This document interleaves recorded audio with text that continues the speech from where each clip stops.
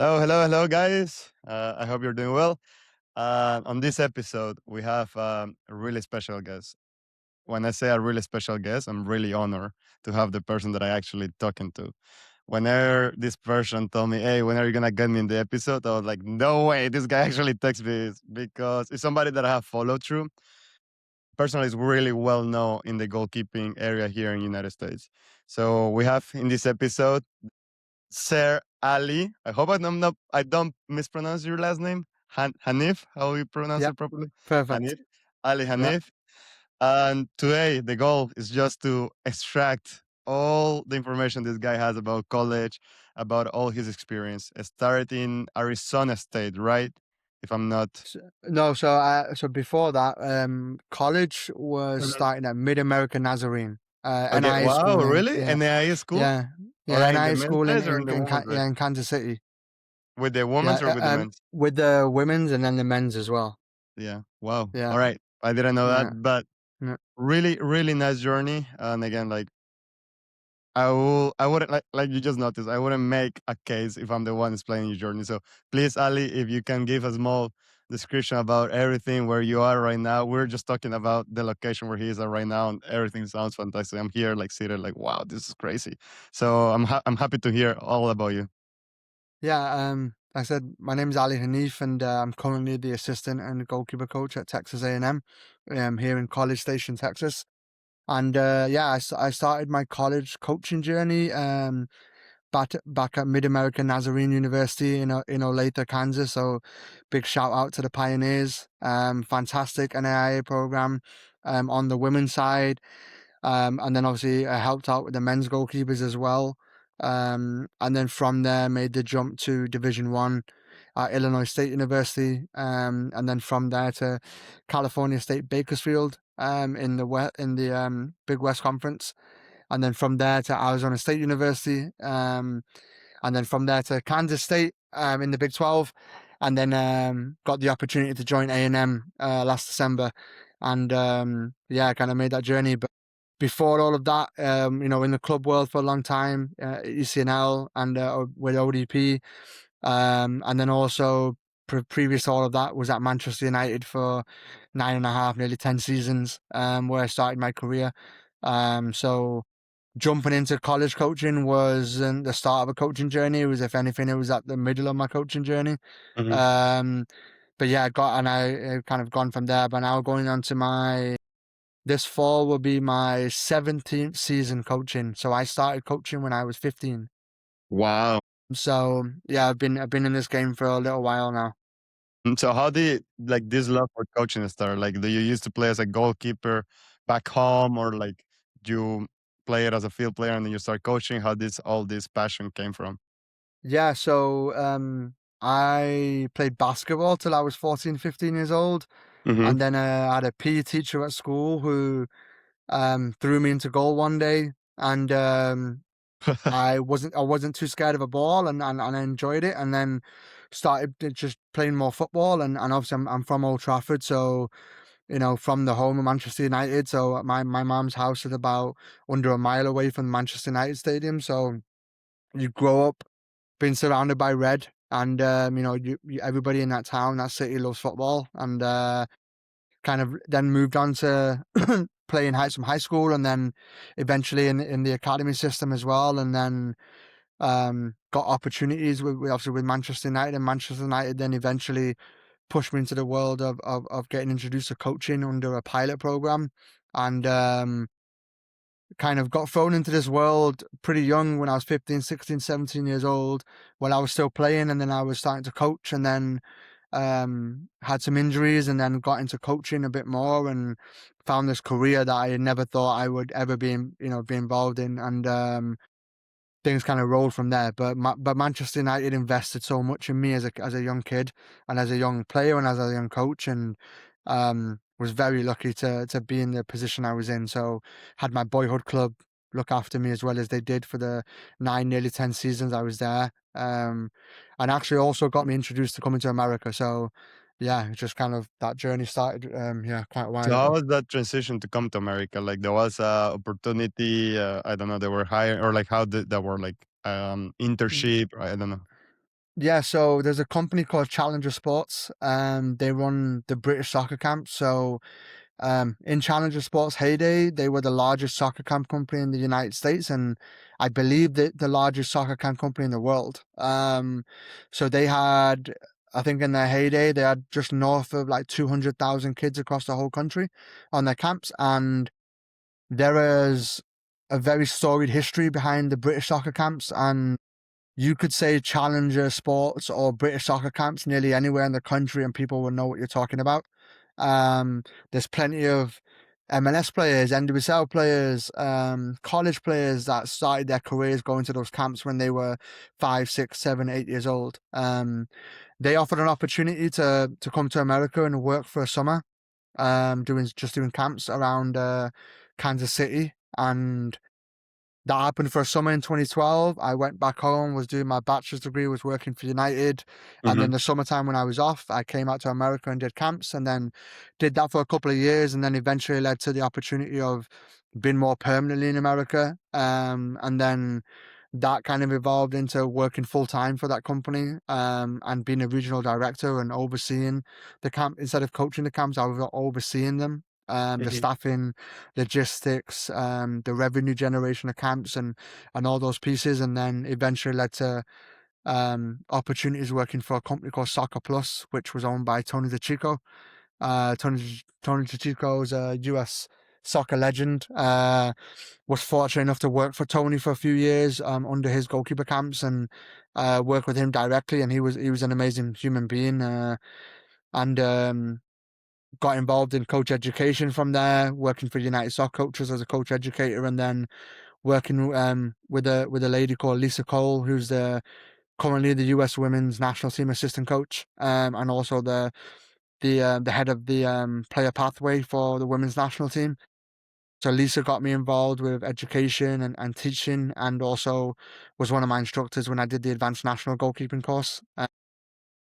And she's also a Soccer Plus alum. Was also a big part of Soccer Plus camps, and yeah, just kind of rolled from there into college coaching, and Yeah, this I'm, world this I'm world listening to opens you. doors.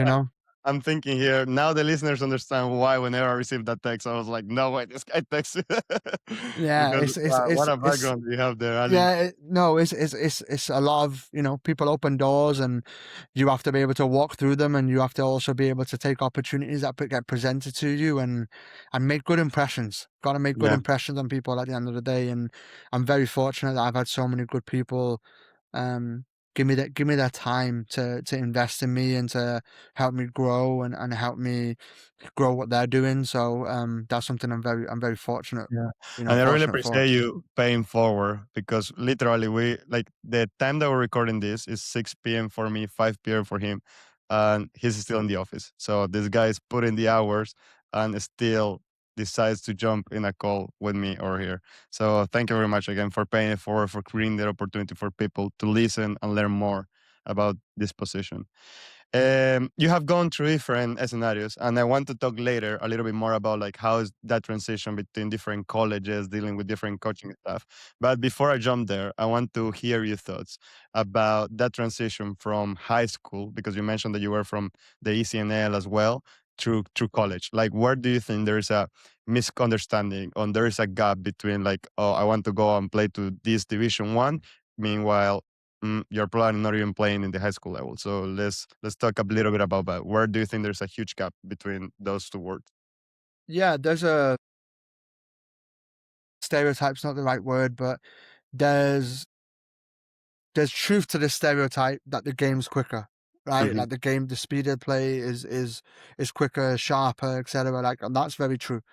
But I think sometimes what gets misconceived is the idea of everything else that goes into being a college athlete. Uh, Part of that is the work in the weight room. So many athletes, the first time they're introduced to the weight room, it happens when they get to college. And I think being involved in the weight room in high school is really important, like managed, but being involved in the weight room, understanding how that's going to affect the way that you play, your strength, um, all of those, connections. I also think the idea of being able to analyze your game like through video analysis, through critical feedback, through self-analysis, through coach feedback. I think there are clubs that do that really, really well, where there is that element of consistent feedback, and then there's situations where that isn't available. The resources are not there. So like, how much are players honestly watching their own soccer, and then recognizing where what things are going well and what could be done better? I think those things are really tough transitions, and then also that the mental stability, right, of balancing being a student athlete. Like, you're a student athlete, so you're a student first, so you have to balance school, you have to keep a good GPA, you have to balance compartmentalizing, being able to focus on school and focus on soccer. And so, and then I think that part is always a struggle at the beginning, and then players find their feet a little bit, right, and they know how to be able to do that, and also figure out what are their coping mechanisms, and like what the resources that they're going to use to find balance. I think the same can be said for us as coaches. Like, we have family life and we have work, and we have to try and find a balance, and that's an ongoing struggle. For any walk of life. So I think that's a life lesson that a lot of kids learn, within their freshman year, usually, as they get transition from high school to College. being an athlete. Yeah, I really love all the things, the three aspects that you mentioned specifically, especially. And I had this conversation with one of the players a couple of days ago. Like, whenever we go and recruit to these events, the players are playing like one game on Friday, one play on Saturday, one game on Sunday. But now you come to college, you play one game, and the next day you wake up destroyed. And part of it is like you were saying, like the speed of play is different, the intensity, the pressure that you're handling, the weight room, going and then doing recovery, probably not sleeping enough if you have bad habits. Now social life, all the things away from your parents, what are you gonna eat? All the things add you up. So I think that's one of that separation between, okay, college and then professional. Because if you want to be professional, taking care of those little things. I don't know in Texas if they use it, like the whoop thing, like all the things about like Mhm. keeping track of your habits, your routines, how you're sleeping, how much stress is your body. All the things play a lot in all these stages. Yeah, I You think I think I think sleep is really important, and then that's something that gets understated sometimes. But um, like Bobby, our head coach, is really important to him. Like, and it's something he's emphasized a lot with the players, that you've got to get a good night's sleep. Like, I think that your body needs it. Your body needs it to recover. Your body needs it. Your mind needs it. To be able to focus the next day, and part of that is also, I think, high school athletes struggle with understanding the recovery process, Mhm. and the regenerational process as well. And like, there's so much emphasis, right? Like you said before, about let's play on Friday, play on Saturday, play on Sunday. But then what are you doing in between those games to help your body? So, are you doing ice baths? Are you using Theraguns? Are you using Normatex, like the things that you can have access to? And I think ECNL and Girls Academy, and the other and different other leagues out there do a good job right now, and like at events they set up those accessible areas for players to be able to get access, to be able to do some regenerational work with like athletic trainers and Normatex and stuff like that, to be able to help the body. I think that's really cool. So I also think that's something that athletes need to understand to be able to implement. I think it's something that doesn't get talked about at the club level enough. After training, like, what are you doing to look after your body? No, I agree. And trust me, you'll get old. Like, Yeah, I used to have the thought about like, I'll be fine, but now I'm like my hamstring after kicking like 200 balls. I'm like, yeah. But even for me, like, I mean, and actually, Bobby's a really good example of this. Like, and I hope you don't mind me mentioning this, but like, Bobby retired from playing, 6, 7 years ago now, Mhm. um, and every day Bobby goes out, Bobby runs and stretches. Same for me. Like, pardon me, every morning I wake up, I stretch. Um, and on game days and on training days, like, I stretch in the mornings, I stretch before we start training. Like, I'm 33 years old, and I want to continue doing this for hopefully a good while. And with that, I have to look after my body, and I have to do as much work as I can to stay limbo and still make sure I'm not pulling muscles, and I think that's really important. I think not just for players, for coaches too. Yeah, 100%. Big lesson for coaches because they can forget about that part as well. Like I feel as especially as a goalkeeper coach, I understand like in reality we're getting out of the picture of us kicking balls and all this stuff, but you really need to care about yourself. Not only because you'll be demanding in practice, but also because you're Yeah. leading by that example. Like you cannot Have you demand ha- a player. have you Mhm, ever thought about how many times, for example, for you, like in a session with your goalkeepers at Miami, how many times you kick a ball in a training session? Like it's if you actually counted it out, like I know for me, I probably average in a 45-minute session, I probably end up serving the ball 140 to 160 times.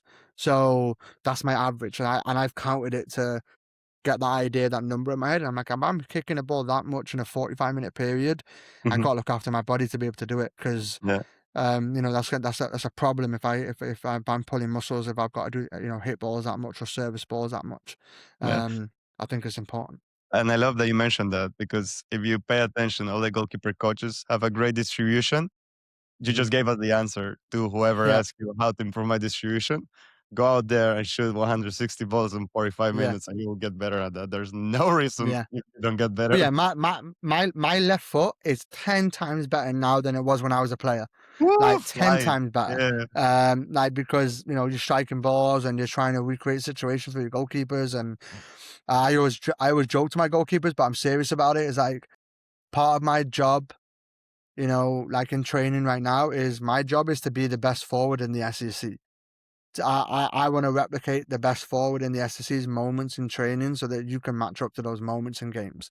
And that's part 100%. of my job. So I have to be able to recreate those moments as much as I possibly can with the way I hit a ball, the way I strike on goal, the way I service crosses, the way I go in for one-on-ones, etc. All those things to be able to create as much of a realistic situation as I can for the goalkeepers to be able to see. So then when they go into those situations in games, it looks familiar. They see what's going on. It's not new and it's not a surprise. Mhm. They see those And situations. yeah, and I know there is a lot of coaches that will restrict themselves of like, oh, I'm not gonna hit as hard or as complicated. But in reality, you're not helping the goalkeeper at some point.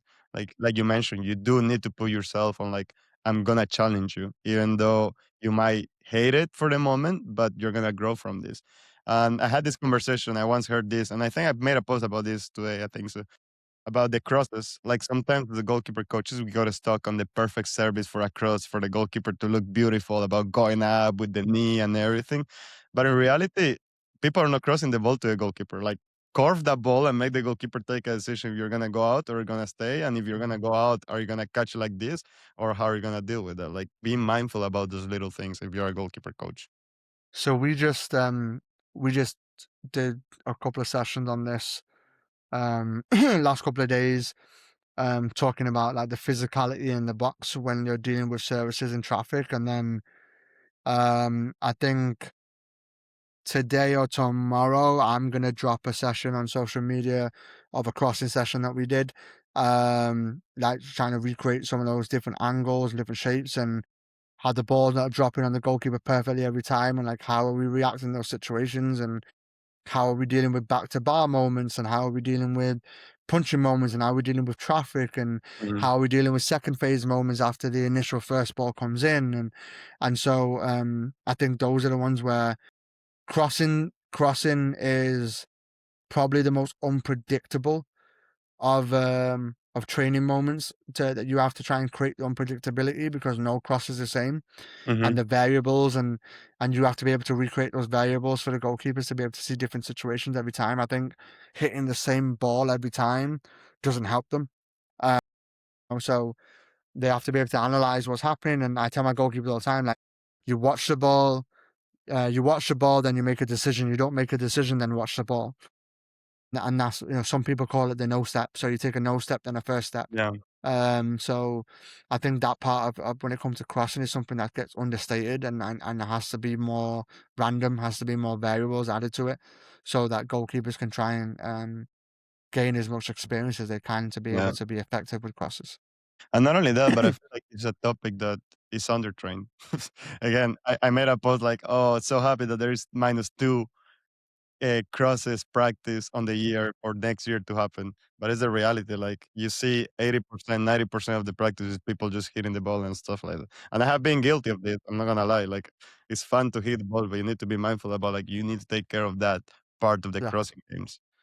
yeah, for So sure. And there's I think every coach can be can be guilty of making things the buzzword is right, like announced, right? Like people can make it so announced and so predictable, and then are you adding the variables that the goalkeeper is going to see? So, like for example, like how many times are we doing a crossing session with no dummies, with nothing, just the goalkeeper and a free ball, and like how many times is that actually going to happen in a game? Mhm.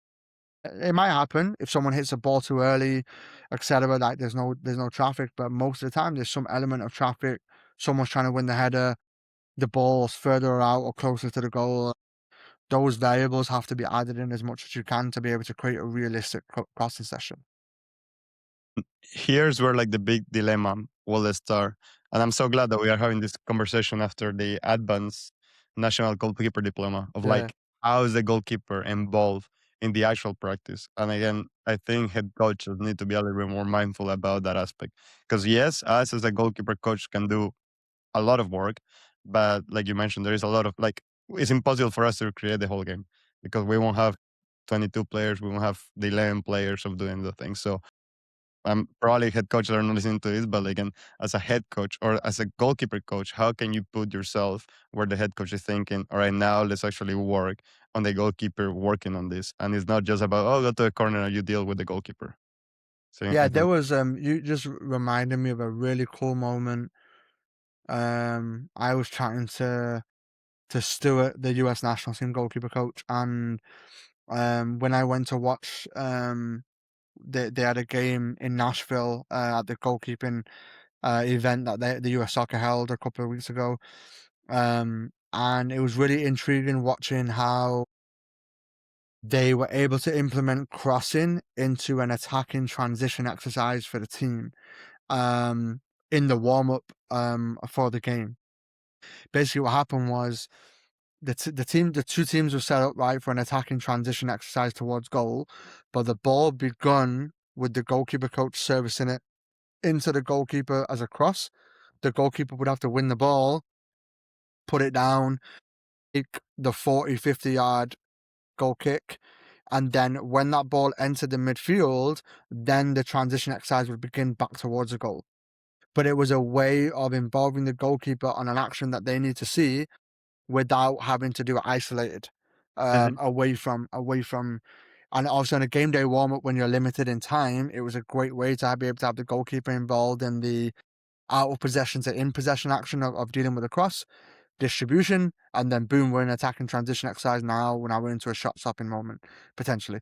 It was a really interesting. I hadn't seen that done in a game day warm up before, so that was really cool to see. it's great. I was gonna ask, I Yeah. mean, really cool that you were to that experience. I wish I could. I think I had a game or I forgot what I said.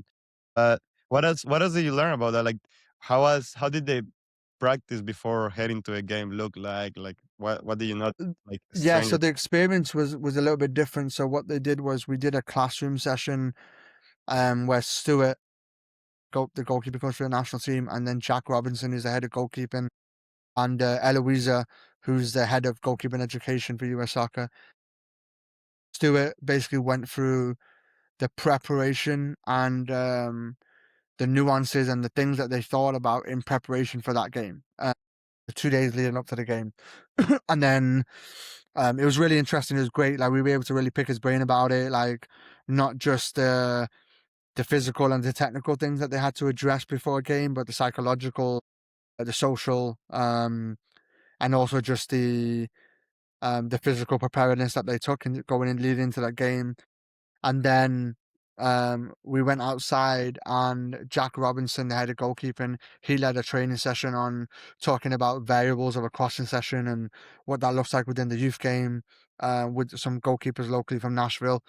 And then that led into when we arrived at the stadium for the game, kind of talking about like how they set up the warm up that the way that they had, why were they doing it the way that they were doing it. Obviously the specific goalkeepers they had in camp that time as well.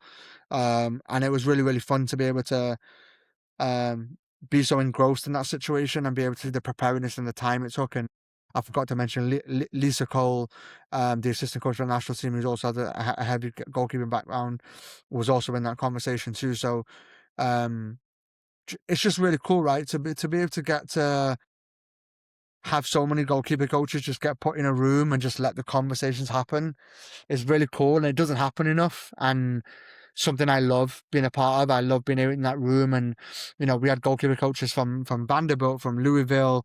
Um, Big shout out to Callum, the Vanderbilt goalkeeper coach, and obviously like goalkeeper coach from Louisville, from Northwestern. The Northwestern goalkeeper coach Reagan, she was actually I taught her on her advanced national a couple of years before that, so that was really cool. And then the new goalkeeper coach at Dayton, Haley Fisher, was Hmm. actually a goalkeeper I coached on Soccer Plus camps years ago.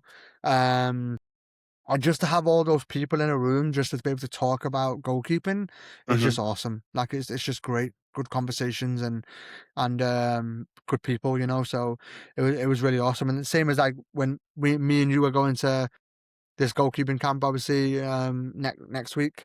Hmm. And obviously, same thing, right? You've got all of us together and on the same field. It's going to be a lot of fun to be able to trade ideas and talk about stuff and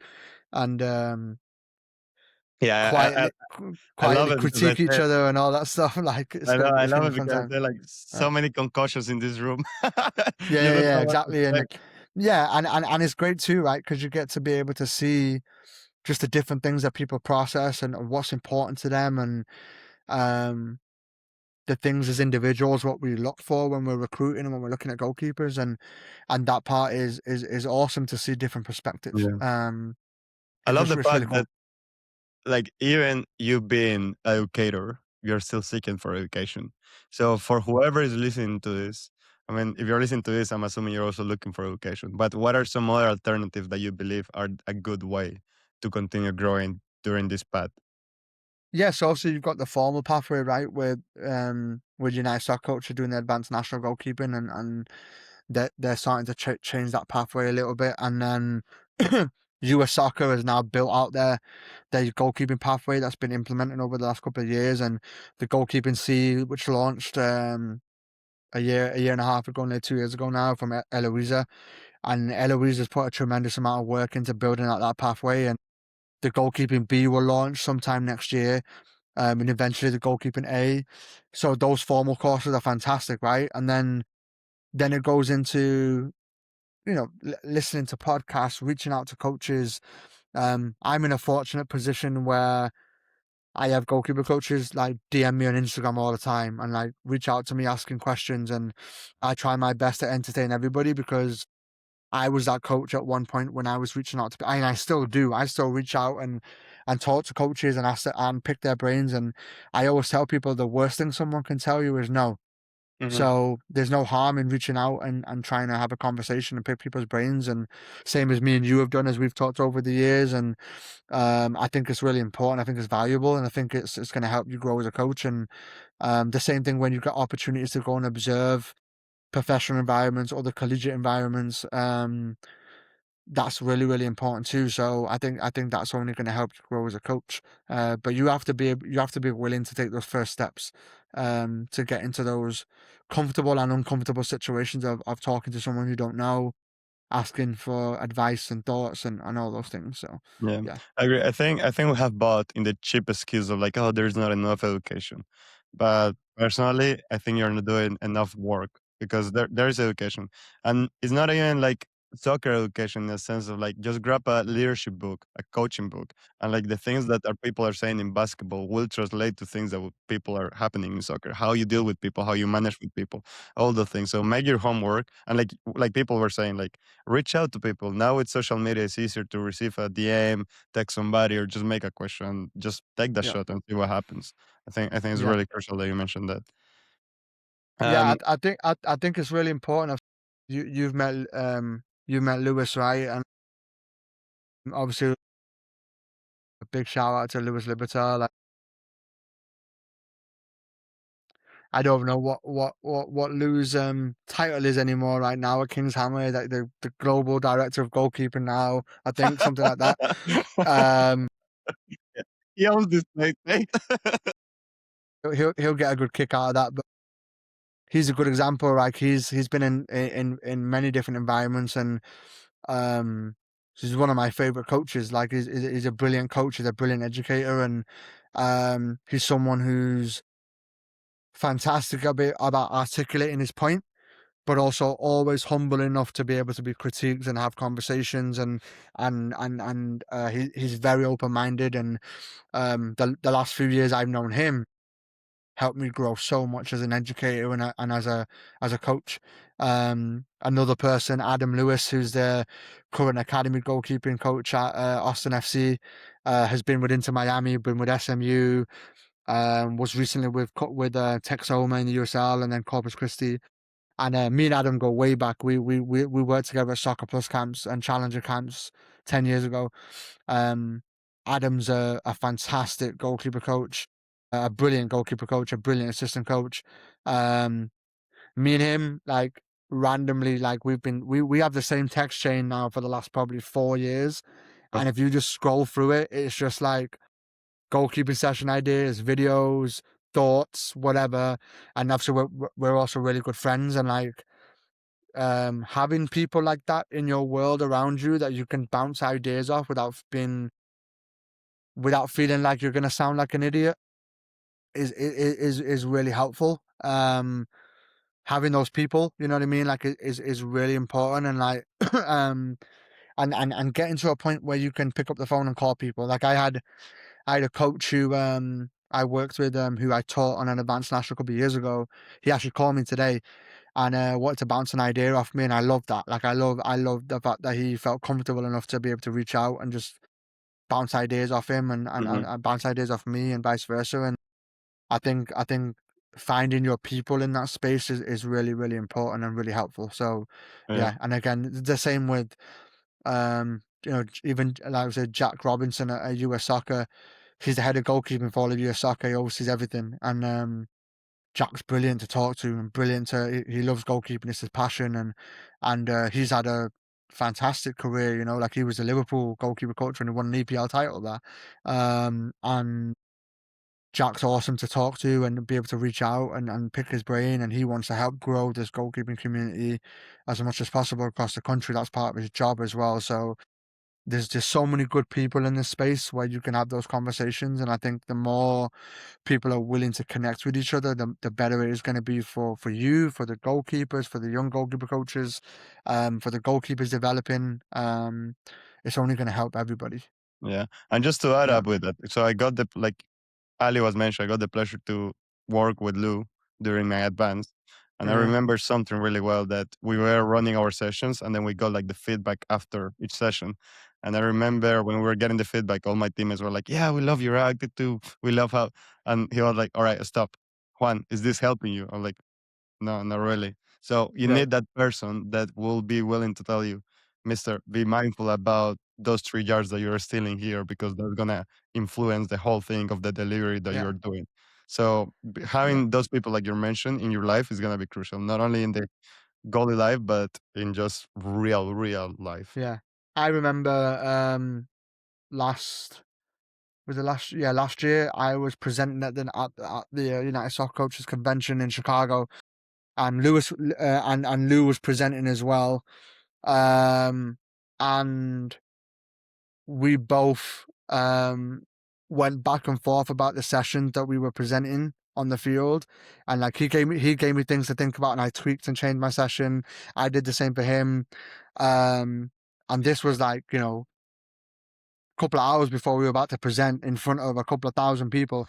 So, but I also trust him, so I knew what he was telling me was that, especially with the message I was trying to deliver from what I was presenting, I wanted that to be get across to people.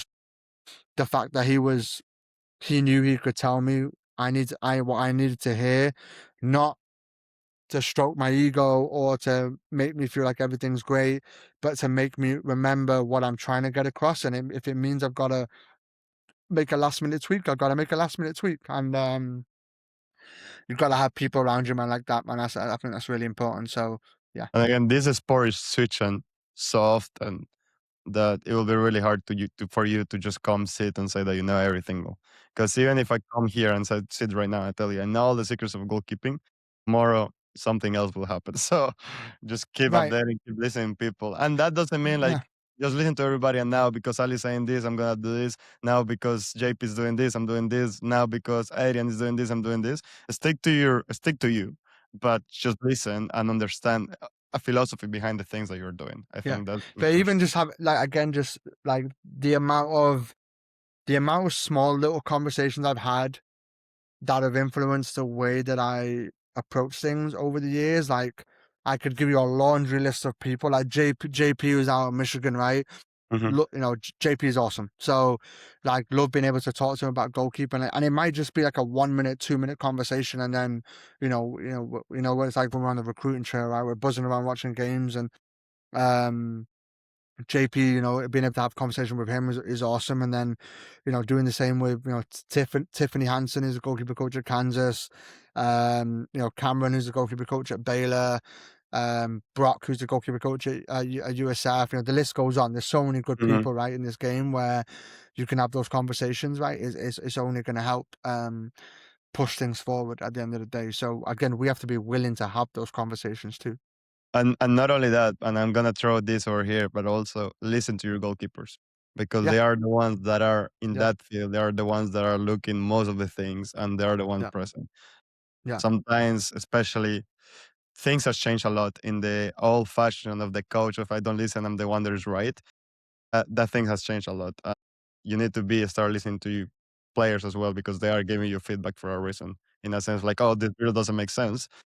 Stop with the ego part of like, what do you mean we're doing it because we're doing it? But listen and reflect on like, okay, why is this not making sense? And it has yeah, happened to me. Like they has have practice yeah, where I can bet other coach can see the interaction from the outside of the field and saying like, wow, this coach lost them. Like, why is this player talking to him? But personally, no. I mean, this is the relationship that I have with my goalkeepers, and if I want them to give me feedback to get better, not in the sense of like me getting better, but also them getting better because this makes more sense. And if I believe that makes sense, then we're sticking to the thing that makes sense. But I want that because I see it from a different point of view. but you're also building confidence in those athletes, right? To be able to challenge mm, challenge the coaching and challenge the conversation at the end of the day. Like we're not perfect, far from it. And like I encourage my goalkeepers all the time. Like you got to ask questions, man, and you got to tell me what you see. At the same time, made me just think about the fact that how many times do we ask our goalkeepers what do they need? And this goes to like on game days, for example. And I can't remember for the life of me who told me this. I can't remember. It was actually a conversation with Sergio Gonzalez, the Racing Louisville goalkeeper This coach. level. Hmm. Yeah, and conversation about like how many times you ask your goalkeepers what they need. Like on a game day warm up, I tell my goalkeeper all the time, you tell me what you want. Like I'm not here to tell you what you need because you know yourself on game days, like what you how you feel, what you're gonna need from a confidence standpoint. There's and I've had it myself as a goalkeeper where on one game day I needed 5 volleys into my hands and my hands felt good and I can move on to the next part of the warm up. Versus I might have other days where I need 7, I need 10, I need whatever. And I encourage my goalkeepers all the time. I like, let me know if you need another one. If you need another rep, you let me know. Like, I'm not going to tell you we're going to do 10, 12, 15. And I want you to tell me what you need. And if you only need one today, great. Like, that's what you need and you feel good. Awesome. Like, and even when I get into like, um, the goalkeepers I've worked with over the years will find this funny, but like, they'll remember this. Like, whenever I get into the crossing portion of a game day warm up, I always, from when I'm serving the balls, I always raise my hand up and go, okay, 1, 2, what do you want? Do you want one more? Do you want two more? And Hmm. then they'll be like, and they'll let me know straight away, and that's what they need. Or they'll just say, I don't need any, I'm good. And building that confidence in the goalkeeper to be able to have that conversation and be able to have the autonomy to be able to say to coach what they need versus me assuming what they need is so important, and it can be so empowering, and it can be so confidence building. That the goalkeeper knows themselves and they know what they're going to do and how they're going to be. I think that's something that as coaches we have to push forward as much as possible. And like Yeah. you mentioned, we need to let our goalkeepers have ownership of their development. Right. And this is gonna be Exactly. my advice for goalkeeper coaches over there. Video is gonna be your best friend because the moment that a goalkeeper will come to you back and tell you this doesn't make sense or something like that, or why are we doing things like that, let them do it their way. And if things doesn't go right, then you come bring that video. Look, we try it this way. Can we try it this way now? So, but let them have a word because again, especially us as a guys, we don't have the same body that a female. I mean, that's just science. I'm not trying to say like, oh, we're more, we're less, or whatever, but that's just science. And I have the conversation of like, oh, a lot of women say they cannot side volley here. Yeah. They can do it. So Yeah. let's Yeah. try it or stuff like Yeah. that. So Yeah. important to have that video. And I know we're gonna talk a lot about this. I don't like let's stick to a little bit here because I want to open about the college environment. So and again, I know we're gonna be talking about video session. I think you're a big believer of videos. So that's great. Yeah. College environment, how does that look? How everything looks bes besides a spike ball in your environment? Hey, big shout out to Spike Ball, man. That they No, I love it. I stole it Spikes. from you. I'm gonna be Yeah. honest with you. Here Yeah, here yeah, here no, it is. no, yeah, Spikeball looked after me, man. They just sent me their new pro set Mhm. as a thank you for some content and stuff as well. And they sent me their new set, man, and it's been awesome. But um, Send I me the old think one. Send the old one to my yeah, and then it already been claimed by my strength coach. okay. He's already claimed it. But yeah, so I think there's so many nuances, right, that go into to being a college athlete and to the environment we're trying to create. And I think we have to be open minded to be able to how we're going to recreate situations, but also the different things that goalkeepers needs, and also not just grouping the goalkeepers together, like individually, what do they need?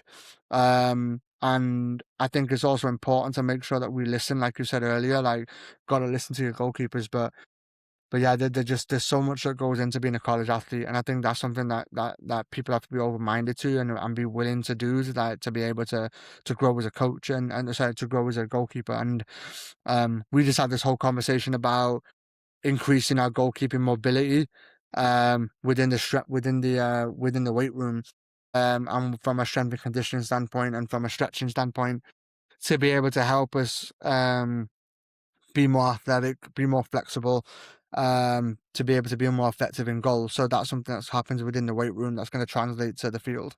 All right, That's something that parenthesis. Do goalkeepers yeah. need to train different than field players In the weight room or in in the general. weight room? In the weight room. Um, yes and no.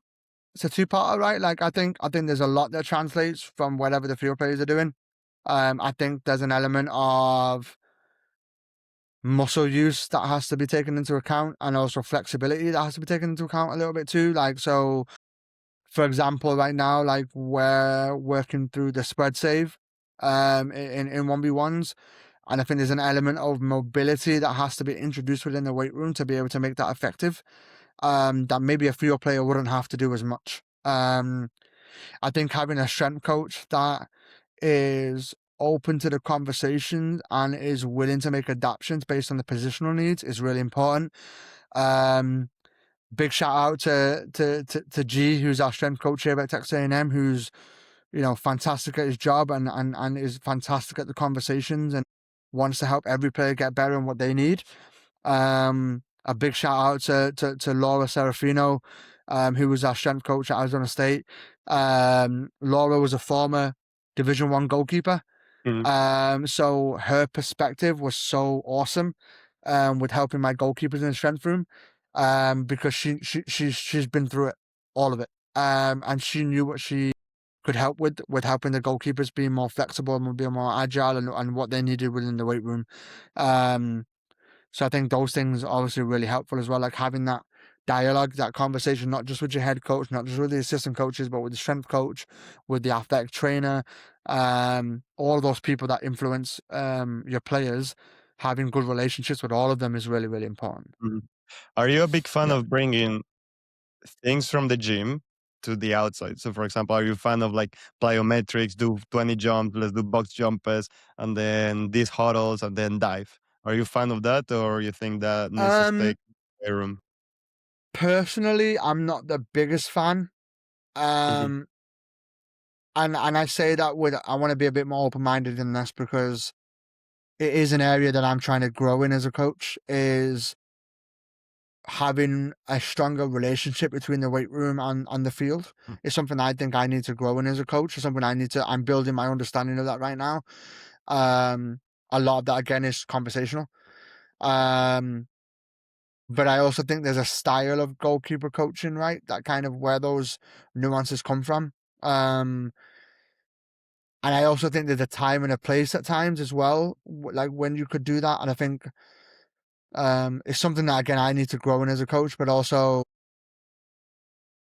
part of me is always in the idea like if we're in the goal, like what happens within the goal of a training session. So like um, I try my best with my training sessions to mhm, try and stay focused on maximum of like three elements, right? Like the goal, small target goals, dummies, flat markers. Like those are kind of the biggest piece of equipment I would use to recreate training. So recreate situations within training. I think when it gets into the space of um jumping on boxes, dropping down, then going into saves, or a lot of coaches I've seen have done pole, rope, or string, diving under, diving over. I think, in my opinion, it's not something that I think translates in my brain the way I see the game. mhm. Um, but again, that's my humble opinion. Um, and it's something that I think I need to learn more about too. But in from my background, my experience, and what I see, I don't think it supports my goalkeeper development in what I see the way goalkeepers should be developed in my methodology, the way I coach. I don't think it works in my space. But again, to each as his own. Like that's the way I think. It's not the way, not the right way, the wrong way. It's just the way I think about it. Yeah. And there But yeah, is, like you mentioned, there I think there is a lot of what is the perfect order I'm looking for? Variables that can come to a picture. Like if the program doesn't have a strength conditioning coach, how in what platform is the goalkeeper being able to develop these plyometrics, this yeah, being light true. on their feet? Now, if you're able to take it care in the weight room, hopefully, like you were saying, in the perfect scenario, all of this is taken care of in the weight room and let the field be the field. But we need to balance, see, okay, what is the goalkeeper doing this? What is go and like you said as well, I think the background part and all the things plays an important role. At Yeah, the end of the day, what do you need to recreate a perfect goalkeeper practice? A goal and a ball, and a goalkeeper. And let's yeah. get it from there. And then there's the other nuances you're trying to add in, right? The other variables you're trying to add in where you might not have any other players, etc. You're trying to recreate those moments. Um, I think that part is really important, but also something that I've been really big on the last couple of years from a training standpoint is what are the goalkeepers' actions look like when they win the ball, when they're in possession? Because there's so many times where I feel like within training sessions we go rep, Mhm, and I had that when I was playing. Like I had goalkeeper coaches, right, who would go save, mhm, and my conversation is always on the idea of, but then we wonder why our goalkeepers are so slow in possession because we don't provide them the opportunity to be quick in possession in training. So, for example, with the way I look at training sessions, I always, nearly, I say 98% of the time, I would always provide an in possession action for my goalkeeper. So, anytime she holds the ball, there is an in possession action for her to be able to do because that's how I get her speed of play and I also get her soccer IQ to think mhm. about, okay, if I make a save in a game and I hold it, what am I looking for next? What's next now for me to be able to distribute and help my team go forward and score a goal? I think it's unrealistic to do a session where she's holding a ball, she drops the ball, and then has to make another save because that's not the picture the game ever presents. So, why do we do that in training so much? Do you know what I mean? Like, yes, we can say there's a fitness element to it, yada, yada, yada, but then we're forgetting the psychological element of what we're trying to paint from the goalkeeper in their mind about what do they do when they hold a ball. So I think that's really, really important. I think if I have any piece of advice to goalkeeper coaches, it's think about the out of possession to in possession to out of possession actions for your goalkeeper. Like, Hmm. are you being true to what the goalkeeper sees in a game? So, for example, if I'm looking at a 3 save sequence, right, where we go save, save, save. In a game of soccer, how many times does that actually happen? And if you be very realistic, if you went over your 20 games, right, that they had at Miami last year, for example, how many times in a game of soccer did your goalkeeper have to make 3 saves in a row? Hmm. I put money on it, maybe twice in 20 games. Yeah, I can think of one Yeah. at least. I can think of Right, one. right. One. So then why are we painting those pictures in training for the goalkeeper? When they are going to see it, but not as much as they're going to see dive, hold the ball, quick. I got to get the ball out to my outside back, to my 9, to my 8, to whatever. Like, you know what I mean. So the in possession actions have to happen within training. So it's something that I focus on a ton with my Hmm. goalkeepers. I think it's why over the years I've been able to develop such a transitional moment where the goalkeepers win the ball and they play the ball.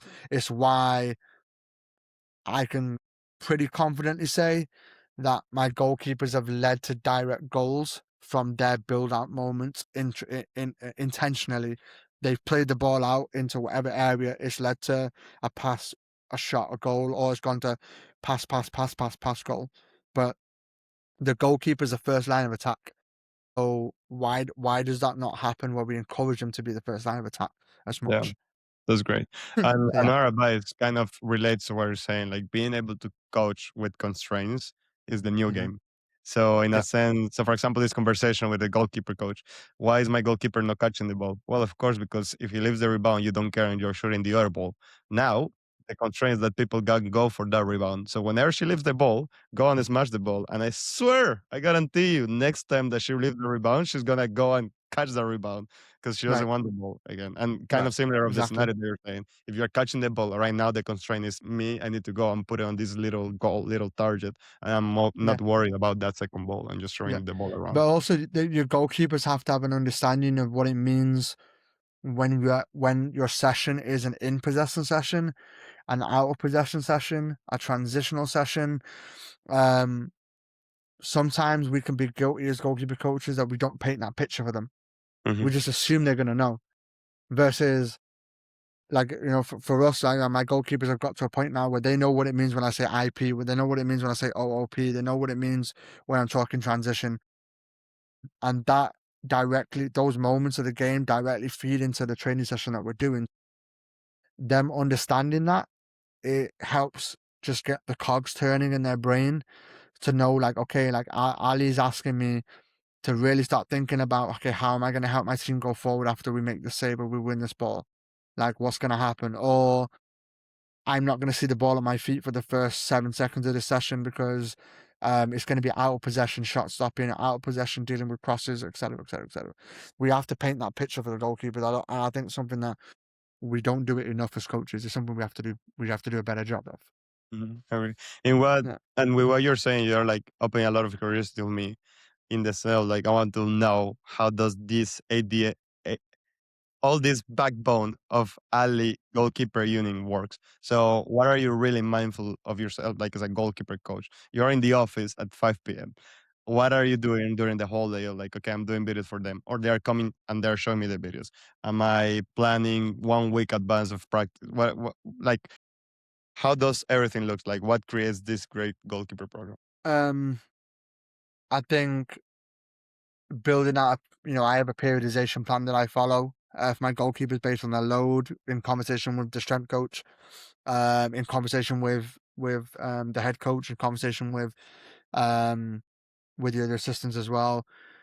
Um, Planning my sessions, I am very old school where, like, I have a copy of it here, like where, like, I have this is a blank session template. And then I like writing. So I'll write out my session, I'll tear it off. So we'll get teared off here. it goes into a plastic wallet, and then I give it to my goalkeepers at the start of training. So the first 2 minutes of training, 2, 3 minutes of training, the goalkeepers are doing prehab, so they're getting their bodies prepared, and then they're looking over the session plan. So they already know what the coaching points are going to be. They know what the focus is. They know what the in and out possession actions are going to be look like. They know what the transition moments are going to be from one exercise to the other. They know what the objective is. They know what the team's objective is for their session. They know what equipment's been used. I'm helping grow their soccer IQ because that also relieves anxiety from the goalkeeper. Like Hmm. the goalkeeper shouldn't go into a session guessing or thinking about what they're going to be doing. They should know because then they're mentally, psychologically preparing in their brain about what's going to happen in training. Because now that mental preparation allows them to be more fluid and be able to be more intentful with the session because they know before they do it versus knowing in the moment and then expected to do it straight away. And I think I've done that now for probably going on close to 10 years now, where my session plans have developed over the years. Every year, every 6 months to a year, I make tweaks to that plan and it's developed to where it's got to. Uh, and I think it's really important. Whether I'm working with the 8-year-old goalkeeper, I'm working with the 18-year-old goalkeeper, I'm working with the 25-year-old goalkeeper, Hmm. you can only grow their soccer IQ if you show them what you're doing. And there's no secrets.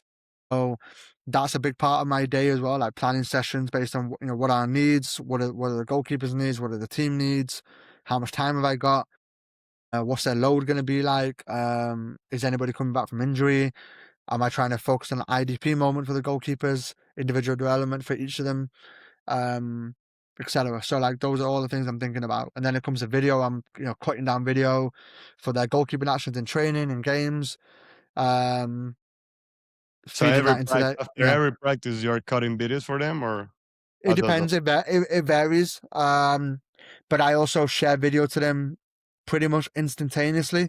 Hmm. So usually about maximum of an hour after training, they have access to film Hmm. straight away. So I record my training sessions on an iPad Pro for two reasons. One, the ability to upload film directly to our server from the iPad is really helpful.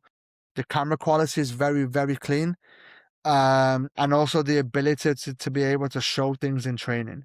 So, because the iPad obviously has a screen, I can in training stop training or in a water break or whatever, and I can show them like I can help them be more effective in training in the moment. Versus 2 hours later, we're doing a video session, and I'm asking them, "Hey, do you remember that one moment you had at minute 16 2 hours ago?" I'm asking a lot for them to remember that moment versus if I can do it in the moment and affect their behavior within the session, I think that's a more effective training tool for them. So I try to do that as much as possible. So, and video doesn't lie. So having that, be able to do that, people ask me all the time. I had a coach reach out to me yesterday asking me about what I use to record sessions and why I do it that way. So I think that's just an explanation of that. That's why I do it that way. You probably would have watched my video webinar that I sent to the Advanced National I on saw it. And whenever yeah, you mentioned the thing about the iPad, I said, "This yeah, guy's so smart." yeah. Yeah, So but so so my so, issue so with that's that, something I put in there. yeah, and Ali, I'm gonna ask you, will be how do you upload the thing? Because this is how I do it. So I record with my phone, honestly. I record the whole thing, hour and something, because it's easier for me to edit. I edit in CapCut. I don't know what platform you do, but for me, it's all good in the phone. And then I just upload the hour and 20 minutes of session of me drinking water, of us making a silly Yep, comment. I upload all the whole thing. And yep. then I cut videos. So I don't know how you do it, because if I'm doing, okay, 10 minutes, all right, I need you to fix this. I'm going to pause the whole video and show you. How do you deal with that? So I've gone through pretty much every method to try and find the one that worked. And a few Mhm, years ago, I figured out YouTube was great. YouTube, there's a couple of reasons why. One, unlimited storage. Two, I can upload film and it is extremely easily accessible for every goalkeeper if they've got internet. So they can watch training on their phone or on their computer at home, before class, after class, whatever. And I'm able to make it private, so only the people who have the link can access the film. Hmm. So my goalkeepers have a link to the playlist of every session we've done this spring, and they get a notification that says a new session's been uploaded. They can watch the whole training. The other really cool thing about YouTube is in the comment section, you can tag the minute. So if my goalkeepers have something they want to talk about, they can just go in the comment, they can tag minute 56, 17 seconds, and I can just click on it on their comment and it takes me straight to it on YouTube. So it's like Huddle, right? But it's just much more easily accessible on a phone or on a device. And the unlimited storage piece is really helpful. And the usability of YouTube is so simple. Hmm. So I've done that for the last 5 years now, I think. And it's great. It's awesome. So That's the way I typically do it. it seems like you upload the video and then the goalkeeper go and watch, and then you guys. Now let me ask you this, Ali. How do you deal with a goalkeeper that doesn't want her practice? That doesn't want. That That doesn't want doesn't to want her watch. practices. Yeah, Um, Good in question. a sense of I like, think okay, keep going. Sorry. Yeah, no, no. I think it depends on obviously the standards you're setting within your environment. I think it's the accountability of video is going to help you. It's going to help you develop. You need to watch it. And also the understanding of how honest video can be, because it's a clear cut angle of what you're doing. There's no magic or hiding or nothing like this. It's all there in front of you to watch. So I think that part of it is just making sure the goalkeepers understand that it's going to help them develop. And I think that's something that you have to set from as early as possible. And I've What been if able to do that. what if that goalkeeper doesn't need to develop? He's perfect the way he is. There's How do no you such do? thing. There's Huh? no such thing as a perfect coach. There's no such thing as a perfect goalkeeper. So I think ultimately it goes back to the environment you're creating for your goalkeepers, the culture, there's the standards, the accountability, that all matters. Like here at LC at Texas A&M, like our girls do video every week. Every player does video every single week with a coach. So that's accountability, is honesty, and it's transparency. Ultimately, that's how they know they're developing. And you as a coach cannot want it more than the player. I think that's an important Yeah, lesson to have out there. Like as a yeah, player, for you sure. need to really want this. Like if you want to be on this level, if you really want to play professional, standards are high. Like I'm telling you, Ali's spending hours watching video. Am I spending hours watching the videos? Why am I gonna lose my time of spending this time if you're not gonna go and watch it? So make sure all the things add up on what we spoke at the beginning of like the transition from high school to college. Like Yeah, how I are you I think taking there's care of also a relatability factor too, where um, for example, our head coach Bobby and our other assistant coach Mark and our other assistant coach Alyssa have all played uh, more than 10 years each in the Pro League. So in the MLS, in the NWSL. That that realistic point of view is really, really helpful to the players, because they understand like, hey, coach isn't just telling me to do it. They have experience from why it helped them in their careers. Mhm. We were also very lucky. Actually, on yesterday, I was able to set up a Zoom call with the current Orlando Pride goalkeeper Cosette Moshi, who's a Texas A&M alum. So she was very great, very, very gracious to give me some of her time in the day to talk to the goalkeepers about her career into the pros from A&M, her current environment at Orlando Pride, and what it takes to be an NWSL goalkeeper. So that relatability was very helpful, That's to amazing. be able to have that conversation. So the girls were great. They asked a lot of good questions. Cassette was really awesome about answering their questions and giving them advice, and someone who's been through the journey that they are currently going through. It was really cool perspective to have for them. So it was awesome. And Yeah. Ali, I'm gonna be honest with you. Like, there's 5 million topics that we want to cover. I want to be Yeah, I really know. mindful Yeah. about about your time. So, how long do you think you have? A couple more minutes? Yeah, yeah, for sure. All right. The other Yeah. question that I want to follow up, and hopefully we have a second version. So, I'm signing you up for a second episode because I need you to answer more questions, right, Ali? Yeah, I talk a lot, unfortunately. Everybody Yeah. everybody who knows me will tell you that. Yeah. just don't send me your Venmo because I don't have anything like that. Okay, I cannot afford it. Don't start charging me. Juan, just your company will do fine. Yeah, Amazing, just thank your you, Ali. company, my friend. Yeah, So, that's all. all right, love what you're talking about. You're preaching about. In my experience, from what I think sometimes that standards, like you mentioned, is not there. And I'm not trying to be like, okay, women's soccer, men's soccer. I think men's a little bit more passionate about the sport. Like we play FIFA, we watch Premier League on the Sundays, we play Champions, Real Madrid lost, I'm gonna cry. Sometimes on the female versus more about I really enjoy my playing. I enjoy my time playing, but I don't know who's the best player in the world. I have no reference. I don't have things. Again, it comes down to probably I don't want to put that extra work of watching that film. I don't want to put that extra work of going to a gym. I would disagree with you because Mhm. I feel like there are a lot of female players out there who are passionate soccer junkies. No, I 5,000% agree. I'm not trying to overanalyze everyone because there is millions. Ooh, I have fought with Brazilians, female Brazilians, that they love their team. I agree with you, 5,000%. I'm not trying to overanalyze the whole thing. But you will find some of them that want to be a great nurse. Meanwhile, in soccer, sometimes with the guys are like, I want to be Lionel Messi. But on these people, I enjoy this sport, but this is not my thing. I don't want to be professional. So how I want to ask you this, like, how can you set those standards for as a goalkeeper? Because I know you love your and I stole this from you as well. Those presentations that you create, stuff like that, meeting with my keepers, telling them like, hey, this is what we want. What do you girls want? Like all this stuff. But how do you create their standards and how do you make it to a point that you are like, we are following through it? Like we mentioned, we cannot want it more than them. So if they're not pushing that extra step, like what do you deal? How do you deal with that? Think so much of it goes into um consistently being accountable for what you do and for how you do it. I think consistency is really important, first of all, as a coach. Um, here's an example, like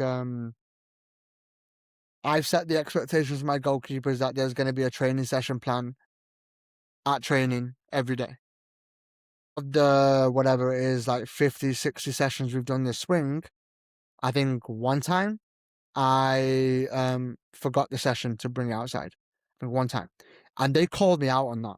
So like I love that because I know I'm setting a standard now. I know that because they are comfortable and confident enough to call me out on what they feel like should be consistent for them.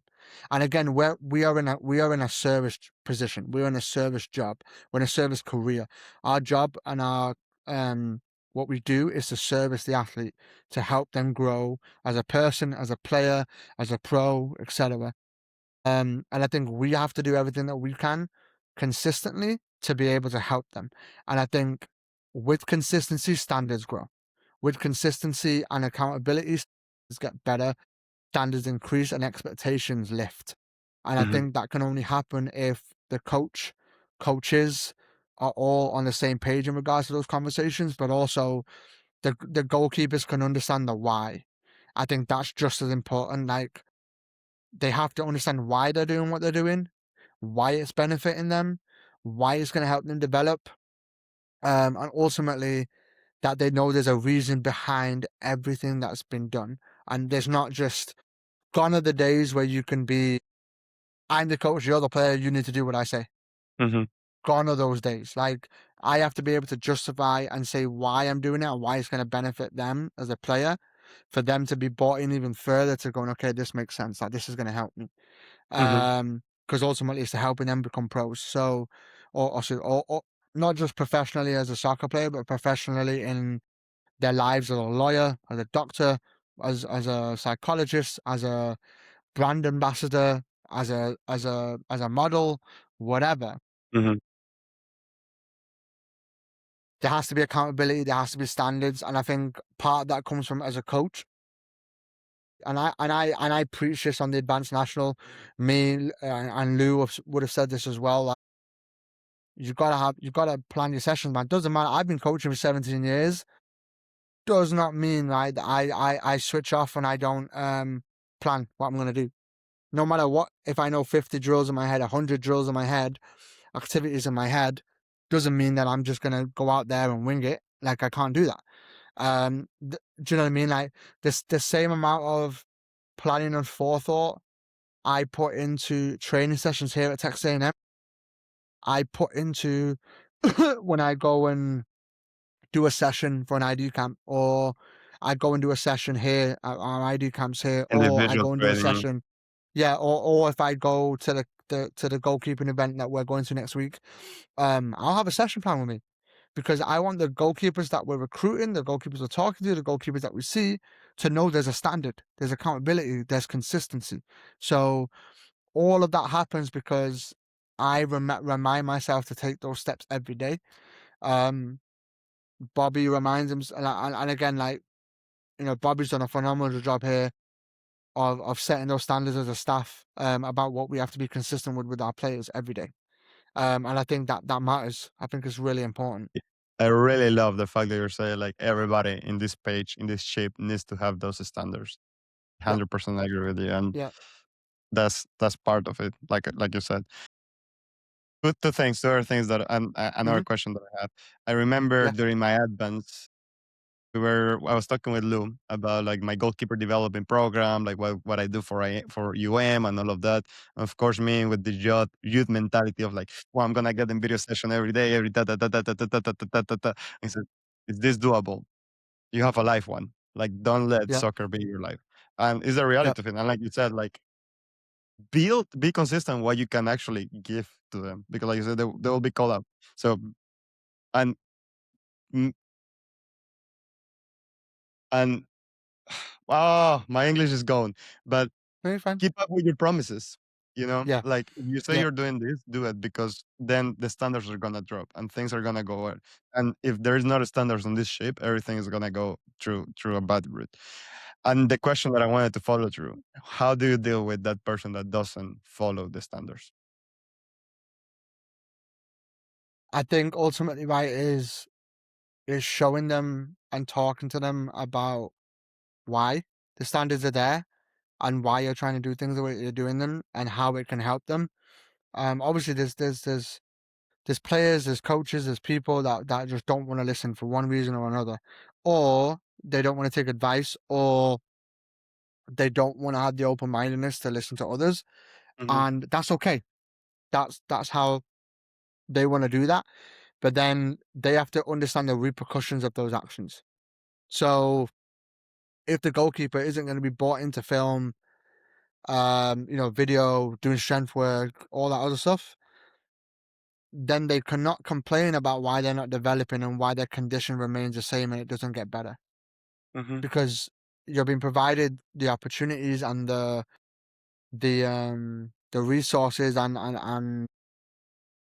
the different methods to be able to develop. And if you're not willing to take them and do them, then you cannot complain about why you're not moving forward. You lose the right to complain about it if you're not willing to use all the resources that you can have available to get better. mhm. And Yeah. I agree with you. At the end of the day, like we started this conversation with that, we cannot want it more than the player. Soccer is such a beautiful sport that is gonna. I always say that soccer gives a receipt. So whatever you're paying forward, that's what you're gonna get, and that's what you're gonna pay for it. So if you have been working hard and stuff like that, it might be not soccer related, but life related. It's gonna pay. It's gonna pay off. If you are being slacking, if you're not following those standards, that's gonna pay off. Somebody else is gonna come into a program. Something's gonna happen. You're gonna get injured because you didn't take care of the rehab, whatever it is. So Mhm. make sure you keep those. There's a reason why they're cliche. There's a reason why there's a standards. There's a reason why we're trying to give you all this information as a player. So be Yeah, mindful for about it. sure. All right, Ali, 1 hour and 30 minutes. Two last questions, really quick Yep. questions for Yeah, you. for sure. And then I'm hoping we have a part two. Thank you. Yeah. You already booked. Yeah. um, so one thing that you wish you knew early in your career, what will be that one thing that you go back and you will take that of like, wow, this has been one of my biggest eye opening of my career.